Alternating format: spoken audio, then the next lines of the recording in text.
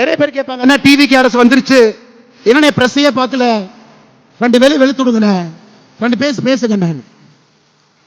எல்லாருக்கும் ஒண்ணுதாங்க சொல்லுது, ஐயா 2026ல 1,68,00,000 பேர் ஓட்டு போட்டு எனக்கு இவர் வேண்டும், இந்த கட்சி வேண்டும் என்று தேர்ந்தெடுக்கின்றனர். அவருக்கு மரியாதை கொடுக்க வேண்டியது நம்முடைய கடமை. இவங்கெல்லாம் ஏதோ ஒரு 10 வருஷம் 5 வருஷம் 20 வருஷம் இவங்கெல்லாம் எம்எல்ஏ கிடையாதுங்க.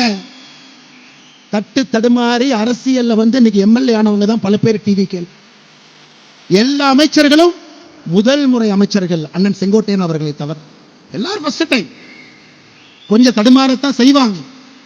தடுமாறும் பொழுது ஒரு நல்ல சமுதாயமாக இருந்தால் தூக்கி பிடிச்சுதான் விடணுமோ தவிர கீழே அழுத்தக்கூடாது என்பதில் தெல்ல தெளிவாக இருக்கின்றன. ஏன்னா இந்த நம்முடைய வீதிநடை அமைப்பு என்பது, இங்க வந்திருக்கக்கூடிய வாலண்டியர்ஸ் நாம் எல்லாருமே மூர்க்கத்தனமாக அதிகாரத்தை பிடிப்பதற்காக நம்ம வரல. ஆணவத்தோடு நாம் இந்த அமைப்பு ஆரம்பிக்கலைங்க. பவருக்கு வரணுங்கிற ஒரே குறிக்கோளுக்காக நாம இல்லைங்க.